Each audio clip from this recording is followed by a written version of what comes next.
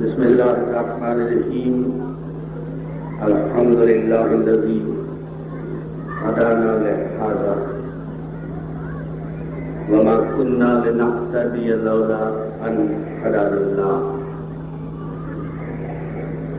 لقد جاءت رسل ربنا بالحق. والصلاة والسلام والتحية والإكرام على سيد أصل ما في الوجود سر الله في كل موجود نقطة دائرة الوجود صاحب اللواء الحمد والمقام المحمود مولانا ومولى الثقلين جد الحسن والحسين بالقاسم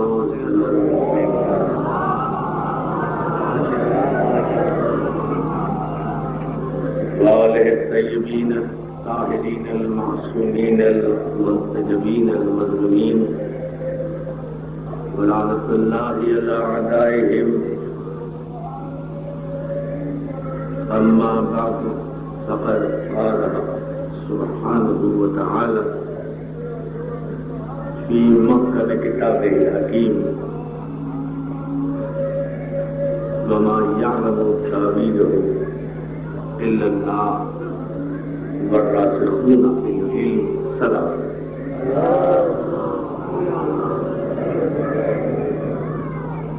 بابا جلال صلوات پڑھیے محمد علیہ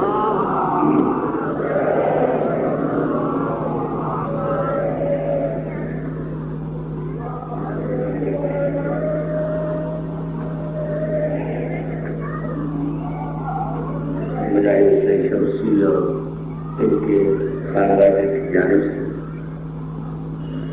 یہ سالانہ مجلس اعزاز جس میں گزشتہ برسوں کی طرح اس سال بھی ذکر مولا کی عبادت کے لیے حاضر ہوئی. زندہ رہیے، سلامت رہیے کہ آپ حضرات ماشاء اللہ صبح سے مسلسل یہاں بیٹھے ہوئے ذکر مولا کی پاکیزہ عبادت سے سرفراز ہوئے. دل پاکیزہ، دماغ پاکیزہ، نفس پاکیزہ، ضمیر پاکیزہ، خمیر پاکیزہ، شجرہ نسب پاکیزہ، نسبت پاکیزہ، عبادت پاکیزہ، وردیت پاکیزہ.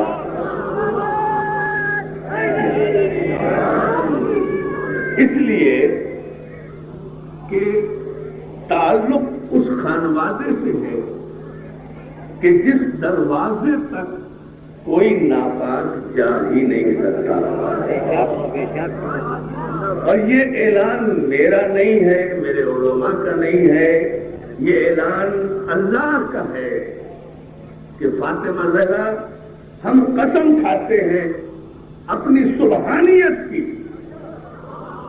یا اللہ یا اللہ توجہ کرنا چاہیے. بطول ہمیں قسم ہے اپنے بے عیب ہونے کی، اپنی سبحانیت کی، کہ ہم کسی بھی قسم کے رزق کو، نجاست کو، ناپاکی کو اہل بیت تمہارے دروازے تک آنے ہی نہیں دیں گے، اور تمہیں ایسا پاک رکھیں گے جیسا پاک رکھنے کا حق ہے.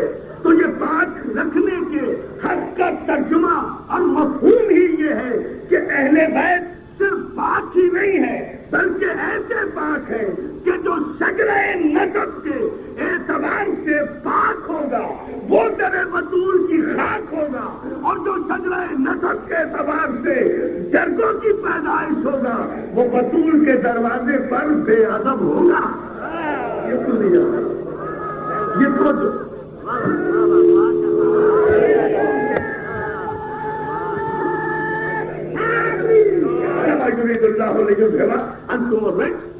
اللہ نے تو طے کر لیا ہے، یقیناً طے کر لیا ہے اے اہل بیت رسول کہ ہم آپ کے نزدیک کسی بھی ان کے رزق کو، نجاست کو، کسی بھی نجاست کو، کسی بھی رزق کو، چاہے وہ علم کی نجاست ہو، چاہے وہ فتوے کی نجاست ہو، لفظوں پہ توجہ کرو جو میں کہہ رہا ہوں، علم کی نجاست بیان کر رہا ہوں، علم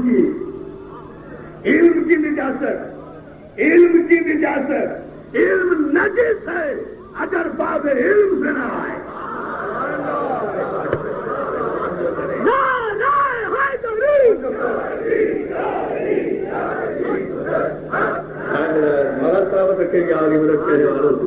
علم نجس ہے اگر باب علم سے نہ، فتویٰ نجس ہے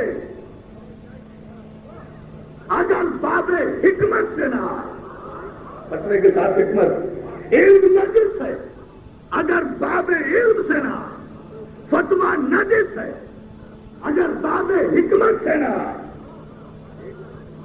توجہ، بہت ہی توجہ، یاد رکھو، علم بنیادی طور پر ڈکشنری کے اعتبار سے، لغوی طور پر علم کے معنی ہے جاننا، کسی شے کا جاننا، اس کو کہتے ہیں علم۔ پہچاننا نہیں چاہیے، جاننا، جاننا، علم کے معنی ہے جاننا، عرفان کے معنی ہے پہچاننا۔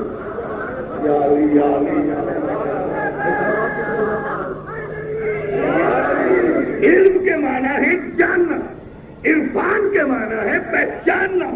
اللہ اپنے آپ کو دنیا والوں سے یہ نہیں چاہتا کہ لوگ اللہ کو جانیں، اللہ چاہتا ہے کہ لوگ اللہ کو پہچانیں۔ نہیں کہا اس نے پورے قرآن میں یا کسی حدیث میں کہ میں یہ چاہتا تھا کہ لوگ مجھے جانیں، نہیں، اس نے کہا تو یہ کہا کہ کنت کنزا مخفیا، میں چھپا ہوا خزانہ تھا، فاحببت لہورا، میں نے چاہا کہ میں پہچانا جاؤں، میں پہچانا جاؤں، میں پہچانا جاؤں۔ بڑی توجہ رکھیں گے، میں نے چاہا کہ میں پہچانا جاؤں، جانا نہیں جاؤں، پہچانا جاؤں۔ میں نے چاہا کہ میری پہچان ہو، تو اے محمد میں نے تجھے پیدا کر دیا۔ اللہ نے اپنی پہچان کے لیے محمد والے محمد کو پیدا کیا نا، اپنی جان کے لیے نہیں، اپنی پہچان کے لیے، اپنی جان کے لیے نہیں، اپنی پہچان کے لیے محمد و اہل بیت محمد کو پہچانا پیدا کیا تاکہ لوگ اللہ کو پہچانے کہ اللہ ہے کیا، اللہ کو جانے نہیں کہ اشہد ان لا الہ الا اللہ، یہ ہے جاننا۔ دونوں میں فرق دو آیتوں سے بتاتا ہوں۔ جن لوگوں نے اعلان رسالت کے بعد اللہ کو جانا، انہوں نے ایمرجنسی میں کہا اشہد ان لا الہ الا اللہ اشہد ان محمد رسول اللہ، بس جانا انہوں نے، ہنگامی حالات سے انہوں نے صرف جانا، انہوں نے جانا اور کہا کہ لا الہ الا اللہ محمد رسول اللہ۔ لیکن جس نے اللہ کو پہچانا،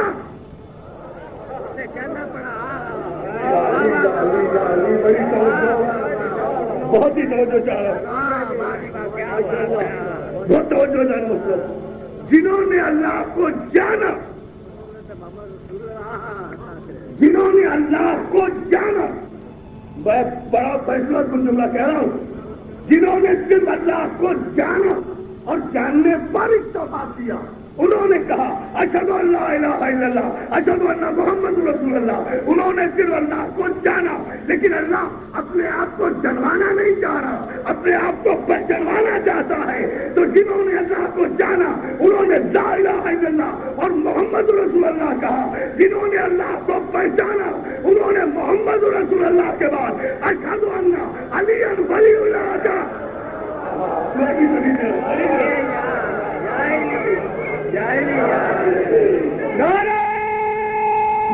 صحیح طرح گزر گیا اور ایک فیصلہ کو نتیجہ دے رہا ہوں۔ جنہوں نے اللہ کو جانا انہوں نے کہا لا الہ الا اللہ محمد رسول اللہ، جنہوں نے اللہ کو پہچانا انہوں نے محمد رسول اللہ کے بعد علی ولی اللہ اس لیے کہا کہ اللہ چاہتا ہے کہ اسے پہچانا جائے۔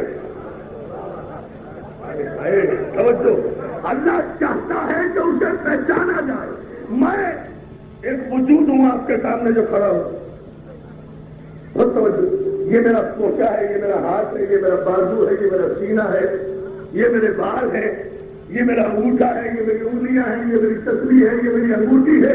ان تمام چیزوں کو اگر ایک جگہ اکٹھا کر دیا جائے, روزمرہ کے مجھے دیکھنے والے میرے دوست احباب بھی مجھے پہچان نہیں سکیں گے, جان جائیں گے, پہچانیں گے نہیں. ہاں یہ لباس علامہ کا ہے, یہ انگوٹھی عرفان حضرات کی ہے, یہ تصویر عرفان حضرات کی ہے, جان جائیں گے.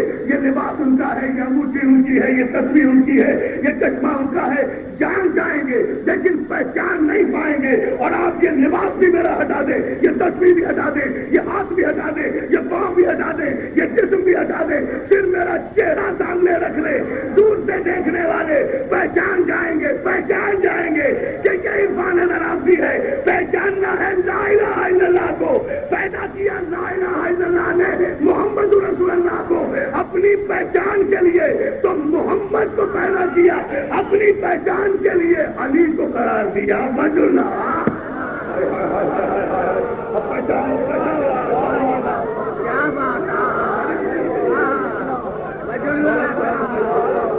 چہرہ ہے, چہرہ پوری طاقت سے دونوں ہاتھ بلند کر کے نعرہ حیدری.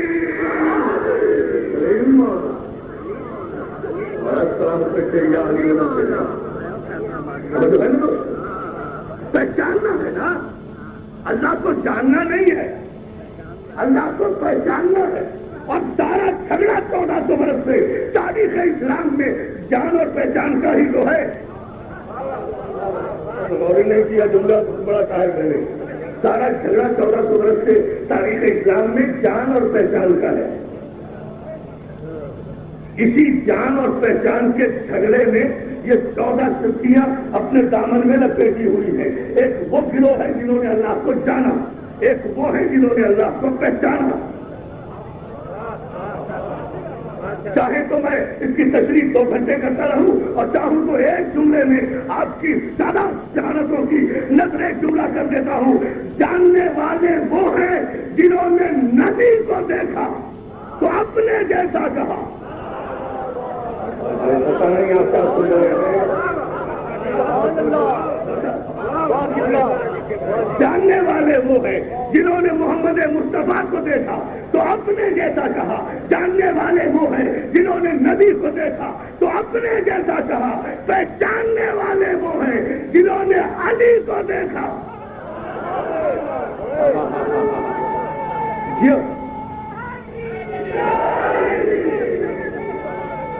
دیکھیں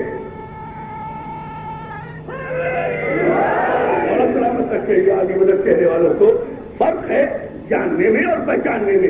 جاننے والوں نے نبی کو اپنے جیسا کہا, جاننے والوں نے نبی کے سینے کو آپریشن کرایا, جاننے والوں نے نبی کو امی کے معنی میں انلٹریٹ کہا, جاننے والوں نے نبی کو 40 برس کے بعد نبی مانا.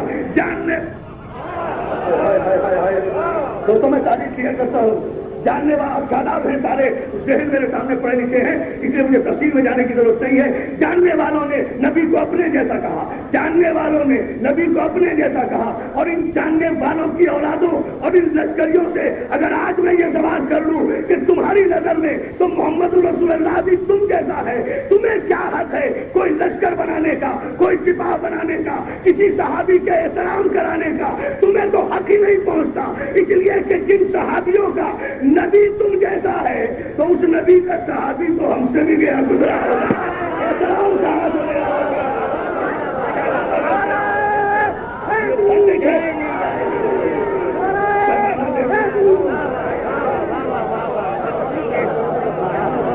سلامت ہے, سلامت ہے.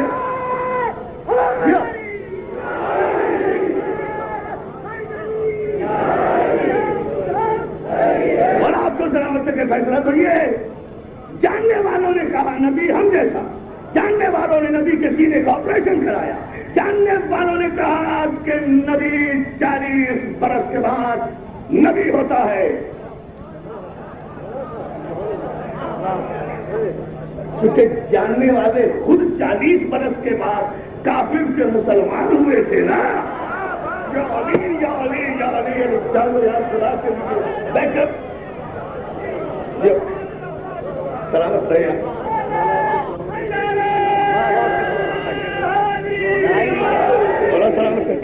دیکھیں، بیک گراؤنڈ دیکھیں، پس منظر دیکھتے چلے جائیں. جاننے والوں نے کہا کہ نبی 40 برس کے بعد نبی بنا، اس لیے کہ جاننے والے خود وہ تھے جو 40 برس کے بعد مسلمان بنے. اپنے پیدائشی کفر کی شرمندگی کو چھپانے کے لیے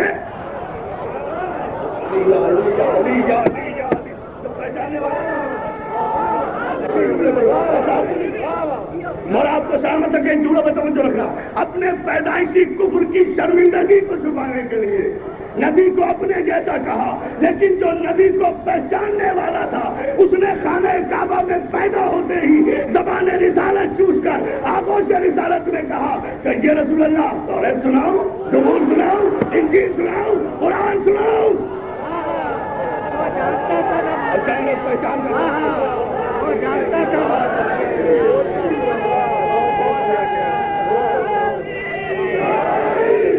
اور آپ کو سلامت رکھے، اور آپ کو سلامت رکھے.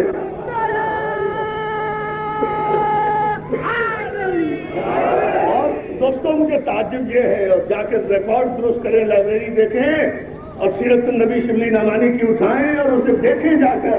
میں بالکل کرنٹ افیئرس پر بات کرنے کا عادی ہوں. لیکن جس شبلی نعمانی نے یہ لکھا کہ 40 برس کے بعد نبی بنے، اسی شبلی نعمانی نے سیرت النبی میں یہ بھی لکھا ہے کہ اعلان رسالت سے 20 برس پہلے، اعلان رسالت سے 20 برس پہلے، جملے میں پھر توجہ، اسی شبلی نے جس نے کہا کہ 40 برس کے بعد نبی بنے، جس نے لکھا کہ جب جبریل پہلی وحی لے کر نازل ہوا اقرا بسم ربک الذی، تو پیغمبر نے کہا کہ ما انا بقاری، مجھے پڑھنا لکھنا نہیں آتا، مجھے پڑھنا لکھنا نہیں آتا.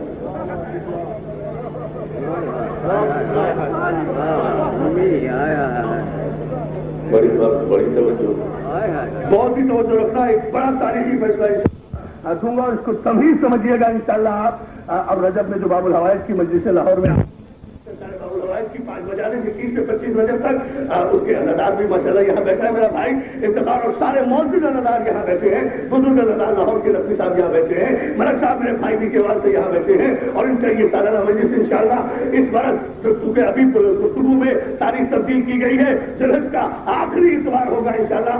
سرکاری تاریخ کچھ بھی ہو، انگریزی تاریخ کچھ بھی ہو، اس میں بھی میں بھی حاضر ہوں گا دیگر علماء اور ذاکرین کے ساتھ. آپ بھی تشریف لائیے گا. لیکن اس فیصلہ کن جملے پر جس شبلی نے یہ جملہ لکھا کہ یہ وہ نبی ہے جو 40 برس کے بعد نبی بنا، جس نے یہ جملہ لکھا، جاننے والے بتا رہا ہوں، جس نے یہ جملہ لکھا کہ اقرا کی آیت لے کر جبریل نازل ہوا، تو پیغمبر نے کہا کہ میں پڑھنا لکھنا نہیں جانتا.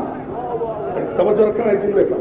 وہی شبلی نعمانی اسی سیرت النبی میں دیکھو، اسی سیرت النبی میں تحلیل فرماتے ہیں کہ اعلان رسالت سے بہت پہلے مکے کی وادیوں میں، رات کے اندھیرے میں، عرب کے بدوؤں نے، عرب کے بت پرستوں نے، شبلی لکھ رہے ہیں اعلان رسالت سے بہت پہلے عرب کے بت پرستوں نے صرف 3 سائے دیکھے رات کے وقت جو اللہ کی عبادت میں مصروف تھے. اور جب ان سایوں کا پوچھا گیا، ایک سایہ محمد مصطفیٰ کا تھا، ایک سایہ خدیجۃ الکبریٰ کا تھا، ایک سایہ علی مرتضیٰ کا تھا. اعلان رسالت سے پہلے نماز پڑھ رہے تھے. ارے جھوٹے کا حافظہ نہیں ہوتا. شبلی نعمانی جب یہ 40 برس کے بعد اقرا کے معنی جبریل سے پوچھ رہا ہے نبی، تو اللہ کی عبادت میں مصروف تھے. اور جب ان سایوں کا پوچھا گیا، ایک سایہ محمد مصطفیٰ کا تھا، ایک سایہ خدیجۃ الکبریٰ کا تھا، ایک سایہ علی مرتضیٰ کا تھا. اعلان رسالت سے پہلے نماز پڑھ رہے تھے. ارے جھوٹے کا حافظہ نہیں ہوتا. شبلی نعمانی جب یہ 40 برس کے بعد اقرا کے معنی جبریل سے پوچھ رہا ہے نبی، تو اعلان رسالت سے پہلے اگر قرآن پڑھنا نہیں آتا تھا تو نماز میں پڑھتا کیا تھا؟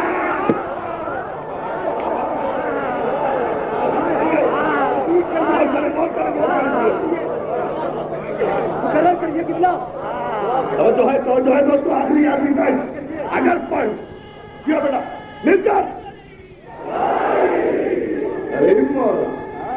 ایسی نماز پڑھی جاتی تھی، کیا پڑھ رہے تھے بھائی؟ اگر نہیں پڑھنا آتا تھا اعلان نبوت کے بعد پڑھنا نہیں آتا تھا، تو اعلان نبوت سے پہلے جو شبلی لکھ رہے ہیں کہ 3 سائے، ایک محمد مصطفیٰ کا سایہ، ایک جناب خدیجہ الکبریٰ کا سایہ، ایک علی مرتضیٰ کا سایہ، یہ نماز پڑھ رہے تھے اعلان نبوت سے پہلے. تو نماز میں کیا پڑھ رہے تھے؟ کیا پڑھ رہے تھے نماز میں؟ قرآن تو ابھی نازل نہیں ہوا، اور جب قرآن نہیں آیا تو سورہ حمد بھی نہیں آیا، تو کیا پڑھ رہے تھے؟ ابھی تو قرآن نازل نہیں ہوا، تو الحمدللہ رب العالمین کہاں سے پڑھ رہے تھے؟ ابھی تو قرآن نازل نہیں ہوا، تو سبحان ربی العظیم کیسے کہہ رہے تھے؟ ابھی تو قرآن نازل نہیں ہوا، سبحان ربی الاعلیٰ کیسے کہہ رہے تھے؟ ابھی تو قرآن نازل نہیں ہوا، رکعتوں کا تعجل کیسے کر رہے تھے؟ جب سارا عرب عالم کفر میں کروٹیں لے رہا تھا، اس وقت محمد علی اور فاطمہ کی ماں خدیجہ الکبریٰ نماز پڑھ رہے تھے. پورے قرآن میں الحم سے لے کر والناس تک 700 مقامات پر نماز پڑھنے کا تذکرہ ہے. ایک مقام پر بھی نماز پڑھنے کے طریقے کو بیان نہیں کیا گیا ہے. تسلیم کرو کہ اعلان رسالت سے پہلے اور قرآن نازل ہونے سے پہلے جس طریقے سے محمد اور علی نے سجدہ کر دیا، اللہ نے اسی کو نماز بنا دیا.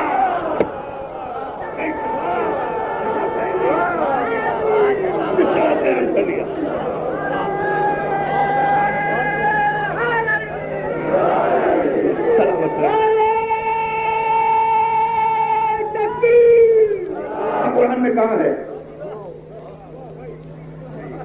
کیسے نماز پڑھی جائے؟ قیام کیسے ہو، قعود کیسے ہو، سجدہ کیسے ہو؟ سجدے کا حکم ہے، سجدے کا طریقہ نہیں ہے. رکوع کا حکم ہے، فرقوں مار راکعین، رکوع کا طریقہ نہیں ہے. تو جو ہے نا قبلہ رخ ہونے کا حکم ہے، قبلہ رخ ہونے کا طریقہ نہیں ہے. سبحان ربی الاعلیٰ کہنے کا حکم ہے، سبحان ربی الاعلیٰ. توجہ، طریقہ نماز نہیں ہے. تو جس طرح سے محمد اور علی نے نماز پڑھ دی، بڑا فیصلہ دے رہا ہوں دوستو. اب مجھے آپ بتائیے کہ آج جو مسلمان نماز پڑھ رہے ہیں یہ کس کے طریقے پر پڑھ رہے ہیں؟ طریقے تو صرف 2 ہیں، یا محمد کا طریقہ یا علی کا طریقہ. اور خواتین میں طریقہ صرف ایک ہے، فاطمہ کی ماں کا طریقہ.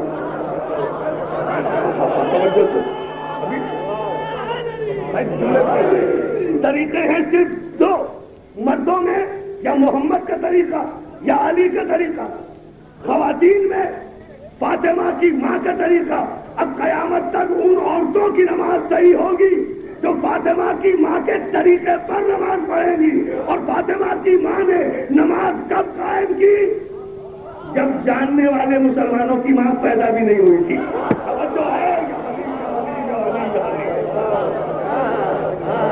اچھا، ذرا سا ایک لمحہ اور بنا دو. ماشاءاللہ آپ بہت علمی معیار پر آ رہے ہیں، اس لیے ایک نتیجہ اور آپ کی خدمت پہ. دوستو شبلی نعمانی کہتے ہیں کہ مکے کی بادشاہوں میں 3 سائے ہیں جو نماز پڑھ رہے ہیں. یعنی جب کسی پر نماز واجب نہیں ہوئی تھی، محمد علی اور فاطمہ زہرا کی ماں نماز ادا کر رہی تھی. تو یا تو یہ کہو کہ محمد مصطفیٰ نے حکم نماز آنے کے بعد طریقہ نماز بدل دیا. پہلے کچھ اور پڑھتے تھے، کیا پڑھتے تھے؟ اگر پڑھنا نہیں آتا تھا تو سورہ ہم پڑھتے ہوں گے نا سرکار. سورہ ہم تو نازل بھی نہیں ہوا تھا، پڑھتے تھے. سبحان ربی الاعلیٰ کی آیت تو آئی بھی نہیں تھی، پڑھتے تھے. سبحان ربی العظیم کی آیت تو آئی بھی نہیں تھی، پڑھتے تھے. اشہد ان لا الہ الا اللہ وحدہ لا شریک تشہد کی آیتیں تو آئی بھی نہیں تھی، پڑھتے تھے. بات سمجھ آئے؟ پڑھتے تھے. یعنی قرآن نازل ہونے سے پہلے پیغمبر اسلام جو پڑھتے تھے وہی نازل ہوا. اب فیصلہ دے رہا ہوں اور بڑا سخت فیصلہ ہے. یعنی سورہ ہم کی تلاوت کرتے ہوں گے نا جب نماز پڑھتے ہوں گے، تو سورہ ہم تو اعلان رسالت کے بعد آیا، تلاوت پیغمبر نے پہلے کی. تو پھر تسلیم کرو کہ قرآن نازل ہونے کے بعد پیغمبر عالم قرآن نہیں بنا، بلکہ اس کی تخلیق سے پہلے سارا علم قرآن محمد کے پاس تھا. اور اگر سارا علم قرآن محمد کے پاس نہ ہوتا تو کل کتاب کا عالم پیدا ہوتے ہی اس کی آغوش میں اسے قرآن سناتا تو علی سے تو نہیں کہا محمد نے کہ مجھے پڑھنا نہیں آتا، کیا سنا رہے ہو؟ علی یا علی یا علی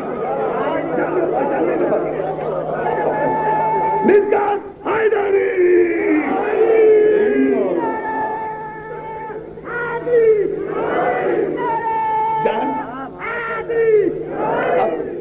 جان اور پہچان کا فرق بتا رہا ہوں۔ جاننا اور ہے، پہچاننا اور ہے۔ جان اور ہے، پہچان اور ہے۔ جاننا اور ہے، پہچاننا اور ہے۔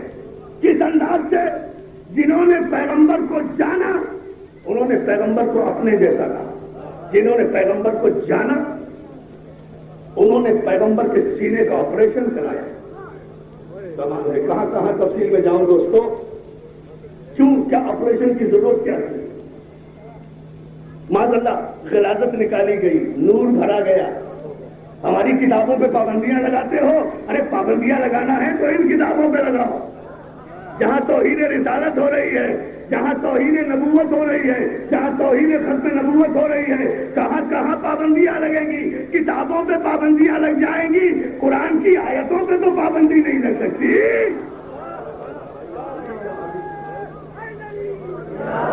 قرآن کی آیتوں پر تو پابندی نہیں ہوگی، قرآن پڑھنا اور بات ہے۔ یہی جان اور پہچان کا فرق ہے۔ قرآن پڑھنا اور بات ہے، قرآن سمجھنا اور بات ہے، پڑھنے والے اور ہیں۔ بھائی نہیں، میں بے مقصد جملے کہنے کا عادی نہیں ہوں، خدا کے لیے آپ پورے پس منظر میں جا کے سمجھیے اسے۔ پڑھنے والے اور ہیں، سمجھنے والے اور ہیں۔ پڑھنے والے کو حافظ کہتے ہیں، سمجھنے والے کو محافظ کہتے ہیں۔ توجہ ہے۔ اور حافظ اور محافظ کا فرق بھی بتا دوں۔ حافظ اور محافظ کا فرق یہ ہے، حافظ قرآن اسے کہتے ہیں، پوری تاریخ دے رہا ہوں خدا کے لیے، نوجوان دوست ریکارڈ کریں اپنے ذہنوں کے کمپیوٹر میں، حافظ قرآن اسے کہتے ہیں جو اپنی جان بچانے کے لیے قرآن کو نیزے پہ بلند کر دے۔ محافظ قرآن اسے کہتے ہیں جو قرآن بچانے کے لیے خود نیزے پہ آ جائے۔ یہ تاریخ، یہ ہے تاریخ، یہ ہے تاریخ، تاریخ قرآن اسے۔ نہیں، میں مساج کی طرف نہیں آیا ہوں، میں نے تاریخ کا جملہ کہا۔ اور غور کریں، جان، پہچان، حافظ، محافظ، قاری، وارث۔ قاری قرآن اور ہے، وارث قرآن اور ہے۔ قاری اسے کہتے ہیں کہ جو کچھ نازل ہوا ہے اس کے مطابق عمل کرے، وارث اسے کہتے ہیں کہ جو عمل کر دے اس کے مطابق آیت آئے۔ توجہ ہے نا؟ اس کے مطابق آیت نازل ہو، اسے وارث کہتے ہیں۔ اور پروردگار، بہت توجہ، پروردگار عالم نے اس قرآن کو قاری کے حوالے نہیں کیا، وارث کے حوالے کیا۔ سورہ مبارک فاطر میں ارشاد ہوا، ثم اورثنا الکتاب الذین اصطفینا من عبادنا، اور پھر ہم نے وارث کیا اس کتاب کا اپنے ان بندوں کو جنہیں ہم نے مصطفیٰ قرار دیا، جنہیں ہم نے مصطفیٰ قرار دیا، جنہیں ہم نے چنا منتخب کیا۔ اور جنہیں ہم منتخب کرتے ہیں ان کی شان قومی اسمبلی کے ممبر کی طرح نہیں ہوتی، جنہیں ہم منتخب کرتے ہیں ان پر درود بھیجنا واجب ہوتا ہے۔ ہم اپنی نماز قبول نہیں کرتے جب تک ہمارے مصطفیٰ پہ درود نہ آئے۔ توجہ ہے نا جان محترم؟ تو ہم نے وارث کیا اس کتاب کا صادق آل محمد امام جعفر صادق علیہ السلام۔ میرے چھٹے معصوم سے پوچھا، کسی شخص نے، مولا اس قرآن کو پروردگار نے مسلمانوں کے حوالے کیوں نہیں کیا، امت کے حوالے کیوں نہیں کیا، کلمہ پڑھنے والوں کے حوالے کیوں نہیں کیا؟ آپ اہل بیت رسول کے حوالے کو، بڑی توجہ رکھنا، اہل بیت رسول کے حوالے قرآن کیوں کیا؟ اس کی وجہ کیا ہے؟ سنیں گے، آسمانوں پر جا کر سجدے کرو گے اپنے مذہب کی حقانیت پر۔ میرے معصوم نے جواب دیا، مسلمانوں کے حوالے قرآن کی آیتیں اس لیے نہیں کی گئی کہ کل نفس ذائقۃ الموت۔ ہر نفس کو ذائقہ موت چکھنا ہے. مولا کیا مطلب؟ کہا اگر مسلمان کے حوالے قرآن کی آیتیں کر دی جاتی تو جب کوئی مسلمان مرتا آیت سے مر جاتا.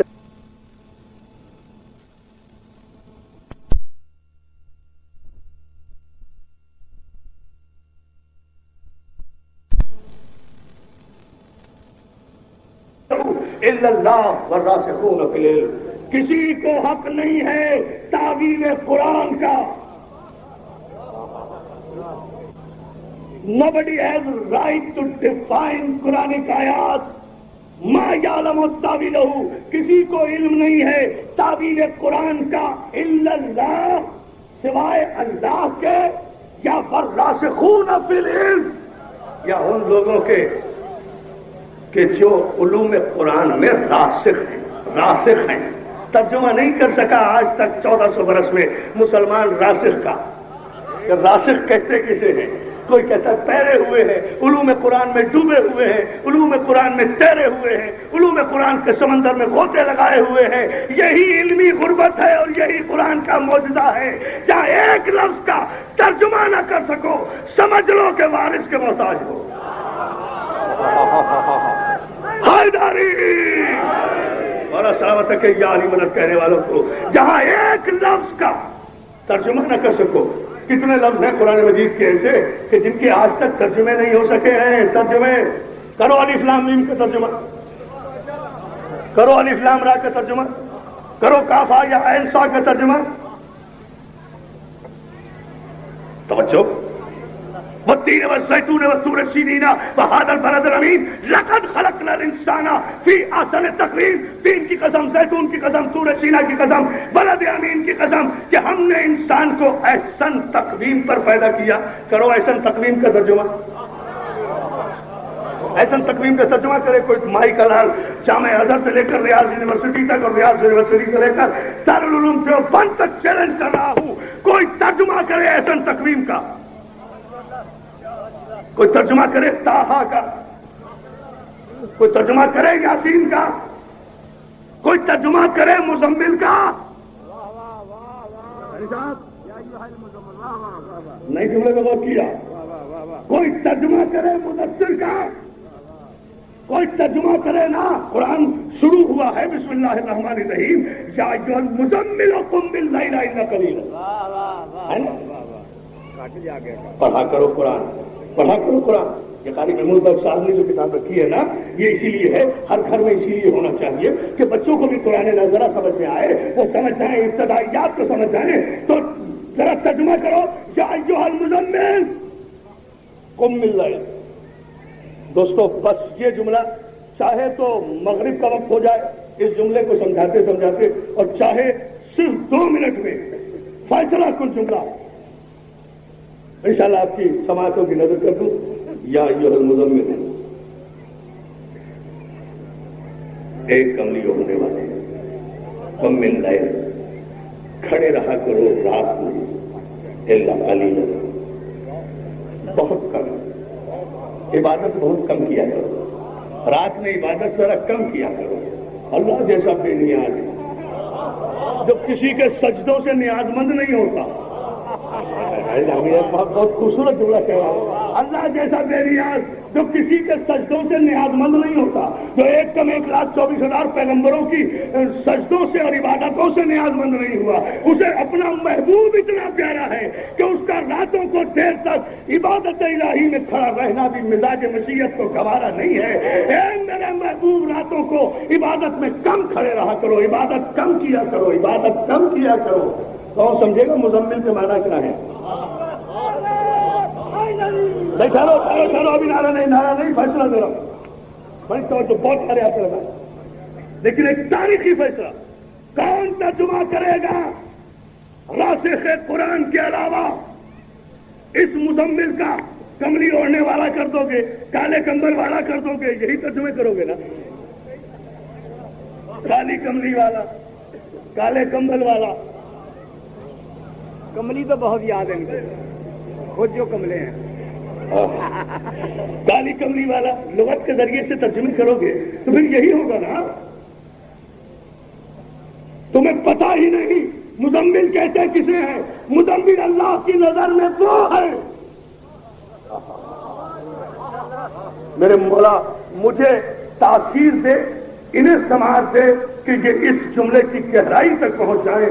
میں ہزاروں میل کا سفر کر کے آتا اس لیے ہوں کہ کوئی ایک نہ ایک بات آپ کی سماعتوں تک پہنچ جائے جو ان مجالس کا علمی مقصد ہوتا ہے، اور وہ یہ یا جو المزمل آپ ترجمہ کرتے جائیں کہ مزمل کے معنی کالی چادر والا، کالی کملی والا، کالے کمبل والا ترجمے کرتے جائیں، اس لیے کہ آپ لغت کے محتاج ہیں. لیکن نہیں، مزمل اللہ کے اس عبد خالص کو کہتے ہیں جس کی عبادت کا طول بے نیاز مشیت کو گوارا نہیں. میں بھی غربت کا شکار ہوں لفظوں میں. ظاہر ہے کہ ہم بھی تو اسی علمی غربت کا شکار ہیں نا. کیا لفظ کہاں سے لائے؟ آیا میرا بھائی شوکت رضا شوکت یہ تفصیل بیان کرے گا، یہ لفظوں کے سارے انہیں پھر آپ کو بتائے گا. میرا بیٹا بھی ہے، میرا بھائی بھی ہے، لیکن یہ جملہ تو آپ سمجھ لیں اور اس پر غور بھی کر لیں کہ یہ یا ایھا المزمل، آپ نے کہا کالی کملی والا، آپ نے کہا کالی چادر والا، آپ نے کہا لغت کے ذریعے سارے مجمع کی توجہ، لیکن مزمل اس عبد خالص کو کہتے ہیں جس کا دیر تک عبادت میں کھڑا رہنا اللہ کو گوارا نہیں. واہ واہ یا اللہ بھائی، مجھے جملہ ایک ہی کہنا ہے، میں کہہ رہا ہوں نا. اگر آپ نے اپنے سینے کی پوری طاقت سے علی کا نعرہ جبریل کے پروں پر رکھ کر شاہپور سے نجف تک نہ پہنچایا تو پھر علی سے بھیک میں مانگی ہوئی تاثیر کا کوئی اثر نہیں ہے، پھر کوئی فائدہ نہیں اس معجزے کا. اور میں اس جملے کا پورا ثواب اپنے شہید بھائی سید محسن نقوی کو دوں گا اور اپنے بھائی جعفر علی میر کو دوں گا. آپ کو صرف توجہ کرنا ہے اس جملے پر، اس لیے کہ یہ دونوں میرے بازو اس وقت اس مجلس میں یہاں نہیں ہیں جو ہوا کرتے تھے ہر سال. آپ کے توجہات پر میں اپنے کلیجے کا پورا خون دے رہا ہوں، لیکن توجہ آپ کی مزمل کہتے ہیں اللہ کے اس سب سے بڑے عبد کو کہ جس کا عبادت میں دیر تک کھڑے رہنا بے نیاز اللہ کو. نہیں ایسے نہیں، خدا کی قسم آگے نہیں بولوں، اس لیے کہ مجھے جملہ صرف ایک کہنا ہے اور کچھ کہنا نہیں اس کے بعد. اور آپ کہیں گے کہ یہ بار بار کیوں ریپیٹ کر رہا ہے عرفان آبدی؟ کیا جوش خطابت دکھا رہا ہے کہ جوہر خطابت دکھا رہا ہے؟ نہیں، کوئی مقصد ہے اور قرآن کی آیت کو حلف بنا کر پیش کر رہا ہوں. اور بلاؤ اپنے اور پرائے سارے بیگانے، اپنے اور بیگانے مفتیوں کو، ملاؤں کو، قاریوں کو، حافظوں کو آئے میرے سامنے اور رکھو ان کے سر پر قرآن. تو بات میں کہنے جا رہا ہوں.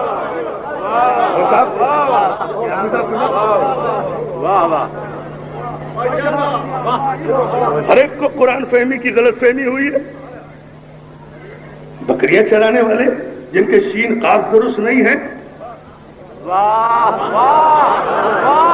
جن کا مذکر مؤنث درست نہیں ہے، جن کی بلدیتوں کے خانوں میں اب بھی 11 نام لکھے ہوئے ہیں،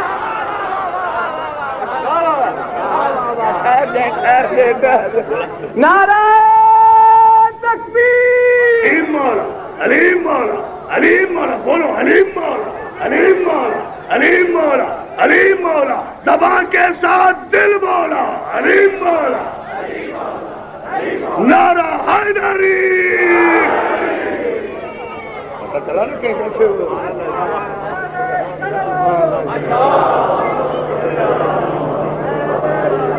اور آپ کو سلامت رکھے.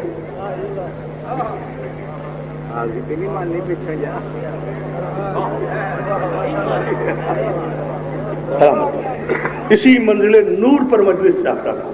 الحمدللہ آپ کے خوبصورت شاداب پاکیزہ سماعتوں کے نتیجے میں یہاں آئی ہے. مزمل کملی والے کو نہیں کہتے کملو،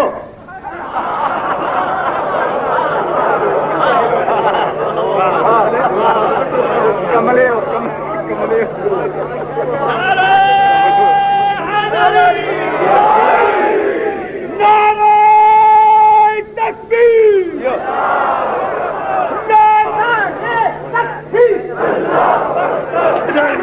بسم اللہ. ٹائم بالکل کم ہے، نعرہ صرف ایک آئے گا میرے اگلے جملے پر. کوئی فیصلہ کن اور اختتامی نعرہ ہوگا، کوئی نعرہ نہیں، بس یہی جملہ میں پلٹ کے کہہ رہا ہوں اور وقت دے رہا ہوں اپنے بھائیوں کو، چونکہ دامن وقت میں قطعاً غربت ہے۔ انشاءاللہ عرض کروں گا باب الحوائج کی مسلسل 5 روزہ مجالس میں یہ قرآن فہمی کے مسئلے، لیکن ذرا سا صرف ایک جملے پر جہاں تک دوست کھڑے ہیں سب کی توجہ چاہتا ہوں۔ مزمل کملی اوڑھنے والے کو نہیں کہتے، مزمل اللہ کے اس عبد خالص کو کہتے ہیں۔ خدا کی قسم آسمانوں پر جا کر اگر علی کا نعرہ نجف تک نہ پہنچے تو پھر اس پاکیزہ خون کی کوئی تاثیر ہی نہیں ہے جو آپ کی ماں نے ناد علی پڑھ کے آپ کو دودھ پلایا ہے نا۔ اس لیے یہ جملہ کہہ رہا ہوں، اور سارے موسد عزادار بیٹھے ہیں، سارے سبار مولا کے عزادار بیٹھے ہیں، ایک جملے میں اتنے بڑے سفر طے ہوں گے جو ایک اشرے کا موضوع ہے وہ میں آپ کو ایک جملے میں دے رہا ہوں علی کے صدقے میں، اس لیے کہ اس علی کا ذاکر ہوں جو قرآن کی تفسیر کرنے پر آئے تو سورہ حمد کی تشریح سے 70,000 اونٹوں کا بوجھ تیار کر دے، اور قرآن کو مختصر کرنے پر آئے تو پاؤں رکاب میں رکھ کر قرآن شروع کرے۔ اسی رکاب تک یہ بھی کسی وقت میں بتاؤں گا یہ فلسفہ کیا تھا، لیکن اس وقت نہیں، اس وقت کے اختصار بتا رہا ہوں 10 مجلسوں کا میٹر ایک جملے میں دے رہا ہوں۔ مزمل اللہ کے اس عبد خالص کو کہتے ہیں کہ جس کا دیر تک، اب کوئی ذہن ادھر ادھر نہ ہو ورنہ ساری 1 گھنٹے کی محنت خراب ہو جائے گی۔ مزمل اللہ کے اس عبد خالص رسول اللہ کو کہتے ہیں کہ جس کا دیر تک عبادت میں کھڑے رہنا بے نیاز اللہ کے مزاج پر گرا گزرے، اسے مزمل کہتے ہیں، اسے مزمل کہتے ہیں، اسے مزمل کہتے ہیں، اسے مزمل کہتے ہیں، اسے مزمل کہتے ہیں جس کا دیر تک عبادت میں کھڑا رہنا اللہ کو گوارا نہ ہو، اسے مزمل کہتے ہیں۔ سمجھ لو خدا کے لیے، جس کا دیر تک آخری آدمی تک، جس کا دیر تک عبادت میں کھڑا رہنا اللہ کو گوارا نہ ہو۔ مجھے بتائیں مفتیان کرام، رکھو سب کے سر پہ قرآن، بتاؤ قرآن کو کیسے سمجھو گے، قرآن کی تعویل کیا کرو گے؟ وہ اللہ جو ایک طرف اپنے محبوب کو کہہ رہا ہے میرا محبوب رات کو عبادت کم کیا کرو، عبادت میں کم کھڑے رہا کرو، وہی اللہ اگر ایک موقع پر اپنے اسی محبوب کو کہے میرے محبوب آج عبادت کم نہ کرنا، آج حسین پشت پر ہے سجدے کو طول دے،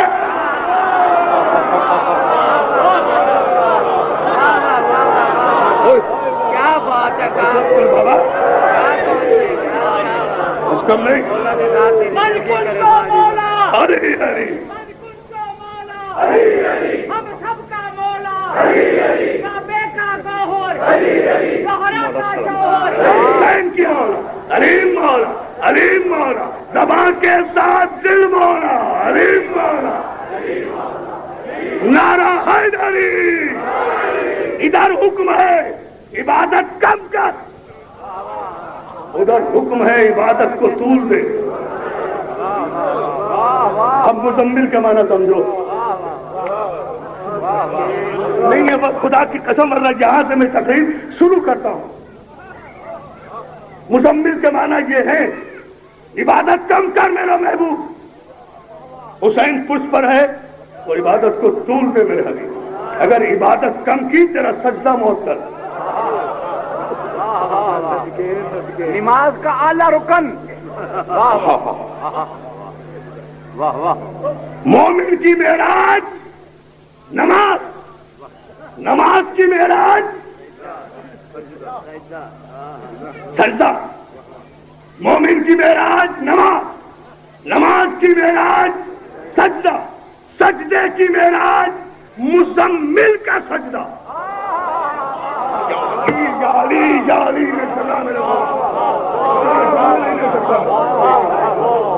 نوٹ کر کے جاؤ گے، مومن کی معراج نماز، نماز کی معراج سجدہ، سجدے کی معراج مزمل کا سجدہ، اور مزمل کے سجدے کی معراج حسین کا تصور۔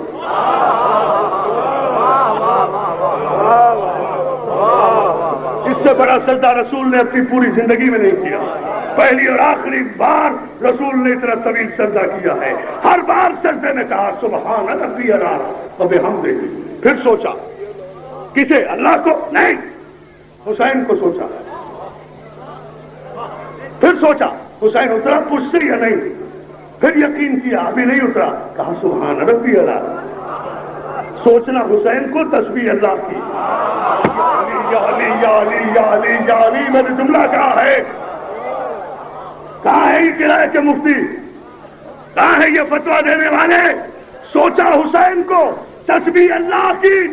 فیصلہ دے رہا ہوں ایک جملے میں، یہ رسول جو نماز پڑھ رہے تھے یہ گھر میں نہیں تھی، فرادہ نہیں تھی، باجماعت تھی. سارے صحابی نمازی تھے. اگر رسول کے سجدے سے سر اٹھنے سے پہلے صحابہ نے سجدے سے سر اٹھا لیا تو ان کی نماز باطل. مسئلہ بیان کر رہا ہوں. سارے صحابہ جڑ کے دیکھتے رہے، بات ہو گئی ان کی. اگر رسول کے سجدے سے سر اٹھانے سے پہلے کسی کا سر سجدے سے اٹھ گیا تو سب کی نماز باطل. اور اگر سب کے سر، خدا کی قسم مسائل نہیں پڑھوں گا، ایک جملہ کہہ رہا ہوں، اور اگر سب کے سر رسول کے سجدے کے ساتھ طول میں رہے جب تک حسین پش سے نہیں اترا تو رسول سمیت سارے صحابہ اکرام کے سر حسین کے بچپن کے سامنے جھک گئے نا. حسین کے بچپن کے سامنے سارے بڑے بڑے صحابہ کرام کے سر اللہ نے جھکوا کر قیامت تک اعلان کر دیا. اور یزید تیرے تو باپ کا بھی پتہ نہیں ہے، تیرے باپ کے باپوں کے سروں کو میں حسین کے بچپن کے سامنے جھکوا چکا ہوں، تو اس کا سر جھکائے گا؟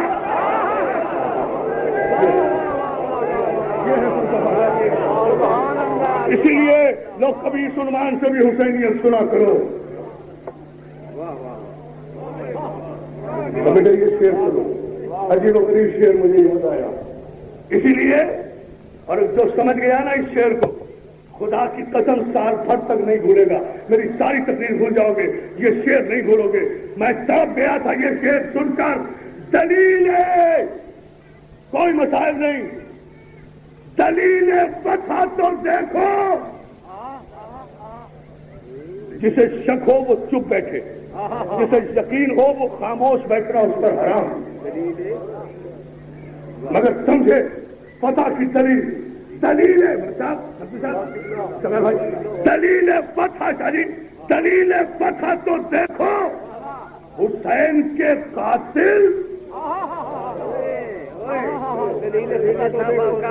بہت مشکل سے بیٹا پوری زمین بنا کے دے رہا ہوں، تمہیں پورا فلیٹ بنا کے دے رہا ہوں. دلیل فتح تو دیکھو. حسین کے قاتل جو سر جھکانے چلے تھے اسے اٹھا کے چلے.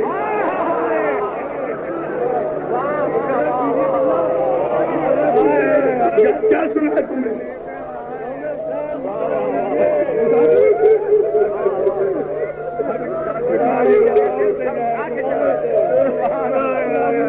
دلیل فتح تو دیکھا بابا.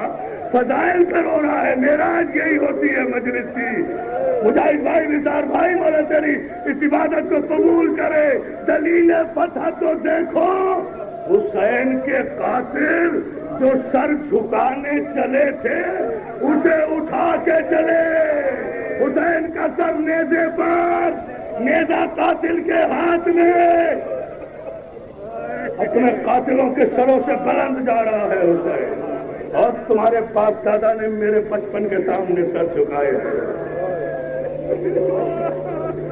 میرے بچپن کے سامنے نیزے پر جا رہا ہے حسین کا سر، اور دیکھ رہا ہے 24 برس کا وہ جوان بیٹا جس کے ہاتھوں میں ہتھکڑیاں ہیں، پاؤں میں بیڑیاں ہیں، گردن میں. تم ایک جملہ علامہ رشید چرابی پڑھا کرتے تھے، ایک جملہ سن لو. یہی مسائل چونکہ رو پڑے ہو پر مسائل پڑھنے کا ارادہ نہیں تھا. ایک جملہ کوفے کے چوراہے پر، کوفے کے چوراہے پر سارے شہیدوں کے سر جب کوفے کے بازار میں پہنچے ہیں. اور نوجوانوں، اللہ تمہاری جوانیاں سلامت رکھے. 5 نوجوان बाजार में खड़े हुए काफिले को आता हुआ देख रहे थे। उन्होंने देखा कुछ ऊंट आ रहे हैं, कुछ नेज़े हैं, नेज़ों पर सर हैं। 5 जवानों ने आपस में कहा, अरे बड़े नूरानी सर हैं, बड़े मासूम सर हैं। उन 5 जवानों में से, मेरे जवान सुन लेना जुमला, एक मिनट का जुमला है। 5 जवानों में से एक जवान आगे निकला, एक सर के नजदीक आया।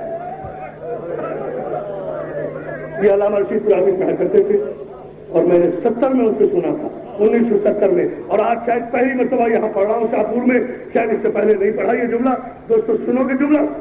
एक सर के नीचे आया, एक नेज़े के नीचे वो जवान आया, गौर से देखा, उस सर के सफेद बालों को देखा, पलटे हुए अबरुओं को देखा, पड़ी हुई झुर्रियों को देखा, झुर्रियों में भरे हुए खून को देखा, कटे हुए होठों को देखा, टूटे हुए दांतों को देखा, खून भरी जुल्फों को देखा। गौर से देखता रहा, देखता रहा, देखता रहा। आखिर उस जवान ने अंगड़ाई ली, म्यान से अपनी तलवार निकाली और जिस जालिम के हाथ में वो बूढ़ा सर था उसके हाथ पे तलवार मारी, नेज़े को छीना और ये कहता हुआ चला गया, जिस बाप का जवान बेटा जिंदा हो, मातम कर रहा तो समझ गया है, जिस बाप का जवान बेटा जिंदा हो उसके बाप का सर नेज़े पे इस तरह नहीं जाता। वो सर ले गया और मेरा बीमार इमाम हथकड़ियां संभाले हुए हुसैन के नेज़े के नीचे आकर कहता है, बाबा बाबा, हबीब इब्ने मज़ाहिर का बेटा अपने बाप का सर ले गया, मुझे माफ कर देना, मैं तेरा जवान बेटा हूँ, मैं सर नहीं ले जा सकता, इसलिए कि हबीब का बेटा अकेला था, मेरे साथ बतूल की बेपर्दा बहू बेटिया